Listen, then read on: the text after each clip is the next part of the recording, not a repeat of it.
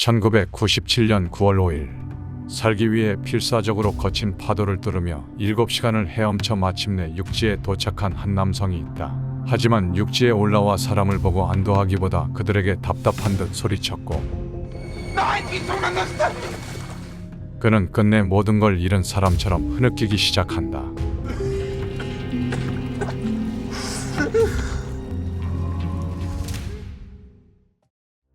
바하 칼리포르니아 반도의 동쪽, 멕시코 본토의 서쪽에 위치한 코르테즈 해. 세계에서 가장 생물 다양성이 높은 해역 중 하나이다. 특히 이 반도의 동쪽 해안에서 1에서 2km 떨어진 곳에는 암초지대가 길게 펼쳐져 있으며 이곳에서 자생하는 다채로운 해양 생물들을 구경할 수 있어 스노클링 명소로 알려져 있다. 그보다 더 먼 3에서 5km 해역은 트로피급 어종인 도세치, 만세기, 방어, 닭벼슬 물고기, 쿠비에라 스네퍼 등의 손맛을 1년 내내 느낄 수 있는 낚시꾼들의 낙원이라 할 수 있다. 이 해역을 따라 자리 잡은 도시 로레토.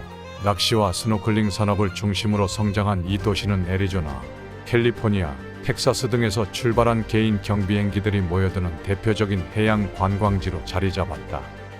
그러나 이 관광객들에게는 하나의 예기치 못한 위협이 도사리고 있는데 그것은 바로 추바스코다. 추바스코는 해안에서 10에서 50km 이내의 연안 해역에서 자주 발생하는 국지성 대륙 폭풍으로 일반적인 일기예보로는 사전 감지가 거의 불가능하고 대부분 발생 직전에야 포착된다. 그리고 이곳에서 멕시코 해군 최초의 구조 역사가 쓰여졌다. 어린 시절부터 무엇을 하던 늘 함께였던 짐 호울리와 옌스 런디. 이 둘은 아버지와의 소원한 관계를 회복하고자 특별한 여행을 계획한다. 아버지와 함께 시간을 보내고 성취감을 나눌 수 있는 것, 바로 낚시였다.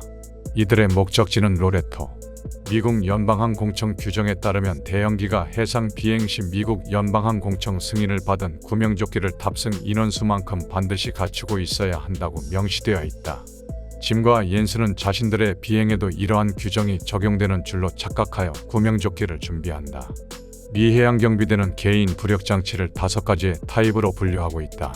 첫 번째 타입인 해안용 구명조끼. 가장 높은 부력을 제공하며 의식을 잃은 착용자 얼굴이 수면으로 향했을 때 위로 향하도록 자동으로 돌려진다. 구조가 늦어질 수 있는 상황에 적합하다. 두 번째 타입인 연안용 부력조끼. 부력은 낮지만 깨어있는 사람이 물에 떠있을 정도는 충분하다. 그리고 잔잔한 바다에서 신속한 구조가 가능한 상황을 전제로 설계됐으며 의식을 잃은 사람의 얼굴을 대체로 수면 위로 돌릴 수 없다.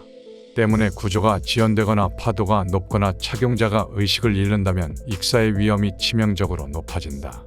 세 번째 타입인 부력 보조 장치. 구명조끼 중 가장 편하고 우리가 가장 자주 쓰는 타입이라는 점을 제외하면 두 번째 타입과 유사하다. 네 번째 타입인 부력 보조 기구. 물에 빠진 사람에게 던져주고 구조될 때까지 붙잡고 있게끔 설계됐으며 착용하는 것이 아니라 손에 쥐는 용도이다. 다섯 번째 타입인 특수 장치. 카약, 윈드서핑, 개인 수상기구 등에 특화되었으며 사용 제한 용도는 라벨을 참고하여 착용한다. 옌스는 구명조끼가 단지 형식적인 준비에 불과하다고 생각했기에 월마트에서 비교적 저렴한 두 번째 타입 3개, 세 번째 타입 1개를 구매한다. 이 판단은 이후 그에게 뼈저린 후회로 돌아오게 된다. 짐과 그의 아버지 존, 옌스와 옌스의 아버지 빌. 이들은 팔콘 필드 공항에 모였다. 짐은 예약한 비행기를 사전 점검하고 30분 뒤 이륙했다. 상공에서 비행정보제공소에 교신을 시도했지만 응답이 없었다. 무전기 고장을 알아챈 짐은 이것을 고치기 위해 다른 공항에 잠시 착륙하기로 결정한다. 하루의 시작이 좋지 않았다. 라이안 필드 공항에서 수리를 끝마치고 이들은 다시 로레토로 출발했다. 이륙한 지 3시간이 지나갈 무렵 코르테즈 해를 지나고 있었다. 남은 비행 시간은 30분. 짐은 착륙을 준비하며 점차 고도를 낮췄다. 이때 갑자기 시야가 어두워지면서 날씨가 변하기 시작한다. 번개가 내리치고 비도 거세게 퍼부었다. 기체는 강한 난기류에 휘말리며 격하게 요동쳤다.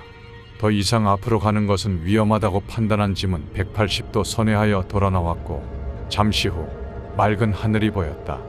구름을 빠져나오기 위해 더욱 낮췄던 고도를 다시 높이며 로레토 방향으로 선회했다. 로레토 타워와 교신했을 때 현장 상황이 양호하다고 응답을 받았기 때문이다. 30초쯤 지나자 엔진이 갑자기 꺼지며 앞에서 힘차게 돌아가던 프로펠러가 멈췄다. 짐은 메이데이 호출을 시도했지만 전파 충돌이 발생해 그의 음성은 제대로 전달되지 않았다. 더블 키잉 현상이 발생한 것이다. 이는 2명 이상이 동시에 무전을 송신하며 전파가 충돌하는 현상으로 항공 교신에서는 이를 스태핑 온이라 부른다. 549, ILS 19. Let me in now, please. Unexpected land, Snyder, Fox Tribe, ready for departure with the in now. 지금처럼 급박한 상황에 비상교신이 묻히는 최악의 상황이 초래한 것이다. 그러나 다행히도 잠깐의 무선 정적이 생겼을 때 GPS 좌표를 포함한 메이데이 호출을 간신히 송신하는 데 성공했다. 그 후 곧바로 기체를 수평 상태로 맞추며 바다에 착수를 준비한다. 기체는 수면에서 튀어오르지 않았고 부서짐도 없이 멈춰섰다. 강한 맞바람 덕분에 속도는 충분히 줄어들어 충격도 생각보다 약했고 기적적으로 모두가 무사했다. 그러나 안도할 틈은 없었다. 곧바로 기체 하부로 바닷물이 밀려들었고 침수는 순식간에 진행됐다. 4명은 날개 위로 올라서서 구명조끼를 입었다. 그 후 아이스박스를 꺼내고 바다로 뛰어내렸다. 잠시 후 비행기는 파도에 휩쓸리며 물속으로 완전히 잠긴다. 구명조끼를 모두 착용한 줄로만 알았던 그때 존이 물에 제대로 뜨지 못하고 있었다. 체격이 큰 존에게는 구명조끼가 너무나 작았고 날개에서 뛰어내릴 때까지 정상적으로 착용하지 못했다. 그는 어쩔 수 없이 한쪽 어깨에 끼운 채로 뛰어내렸던 것이다.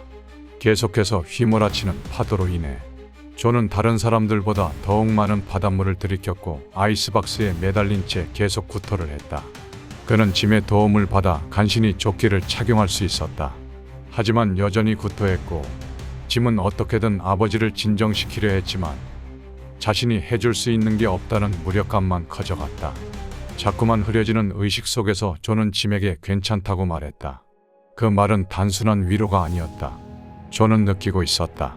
바다에 빠진 것도, 자신이 아픈 것도, 그리고 이대로 끝이 날 수도 있다는 불길한 감정까지. 이 모든 걸 짐 스스로의 탓처럼 끌어안고 있을 게 분명하다는 것을 말이다. 그렇기에 존은 그의 죄책감을 조금이나마 덜어주고 싶었다. 쏟아지는 빗줄기 저 멀리 낮게 나는 헬기를 발견한다. 이들은 노란 오리발을 깃발처럼 휘두르며 소리쳤다. 그러나 그 헬기는 가까이 오지 않고 비행기 추락 지점 주변을 서성이다 떠났다. 아마 기체가 가라앉은 지점에서 기름띠 같은 흔적을 추적하며 위치를 잘못 짐작한 듯했다. 모두가 무력감과 절망감에 휩싸여 있을 때 옌스는 결단을 내린다. I was worried about John. I couldn't handle watching John die. I didn't want to be there for that. I had already made up my mind at that point that I was leaving. My concern at that point was that my dad would recognize that I was leaving before I was far enough away. My dad never saw me as being a strong person, and I was going to show him that I could do this, and he couldn't. It was that.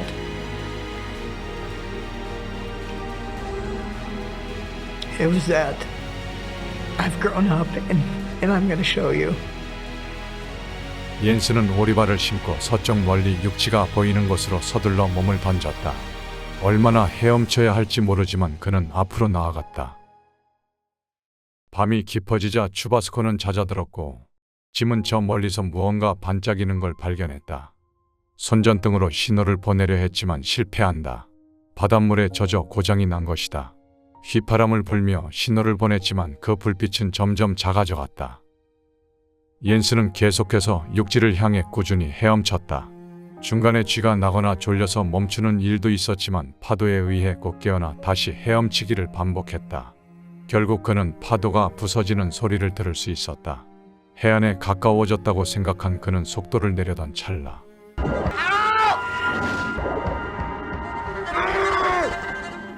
해안 근처에 있는 암초지대에 진입한 것이다. 옌스는 바위에 무릎이 찍히고 발에 성게 가시가 박히는 고통을 겪는다. 방향을 틀어 해안선을 따라 조심스럽게 이동했다. 마침내 어둠 속 저편에서 불빛이 보였고 그는 마지막 힘을 쥐어짜며 헤엄쳤다. 불빛의 정체는 낚시를 준비하던 멕시코 어부의 등이었다. 그러나 현지인들은 바다에서 올라온 그를 경계했다. 이 지역은 마약 밀수와 연관된 사건이 잦았기 때문이다. 옌스는 한시가 급박한 상황이라 그들에게 도와달라며 소리쳤지만 그들은 어떠한 다른 행동도 취하지 않았다. 그 누구도 그의 말을 알아듣지 못했고 바다로 향하지 않는 것이다. 바다에 남아있는 세 사람에게 해줄 수 있는 것이 아무것도 없다는 현실에 끝내 무너져 내린다. 그는 자신이 구매한 4달러 구명조끼로 과연 그들이 구조될 때까지 버틸 수 있을지, 위급해 보였던 존은 이미 짐의 곁을 떠난 건 아닐지, 위급한 상황에 도움이 되도록 제대로 된 구명조끼를 샀다면 이 걱정은 덜 했을지, 암울한 생각이 끝없이 꼬리에 꼬리를 물고 이어졌다. 바다가 잠잠해지면서 상태가 심각하던 존은 점차 회복되었지만 짐이 저체온증 증세를 보인다. 구조되지 못할 것이라는 공포가 엄습했다. 짐은 자신이 모든 것을 망쳤다며 사과한다. I'm so sorry, Dad. I got us in such a mess. 하지만 아버지는 아까와 같이 괜찮다며 날이 밝으면 구조될 것이라고 짐을 위로했다. 어부들과 함께 항구에 도착한 옌스는 경찰관을 발견하자마자 달려갔다. 상황을 설명하자 구조 헬기가 바로 출동했다. 그리고 옌스는 병원으로 이송된다. 짐은 아버지에게 기댄 채 잠시나마 휴식을 취해서인지 기운이 다시 돌아왔고 세 사람은 더는 가만히 구조를 기다릴 수 없다고 판단한다. 이들은 아이스박스를 버리고 옌스가 사라졌던 방향으로 헤엄쳤다. 존과 빌은 체력적 한계로 인해 속도가 매우 느렸고 짐은 계속 두 사람을 격려하며 이끌어갔다. 해안이 보이기 시작할 무렵 다시 헬기 소리가 들렸다. 그들은 온 힘을 다해 소리치며 손을 흔들었다. 그러나 헬기는 그들 위를 맴돌다 다시 방향을 바꿔 돌아가 버린다.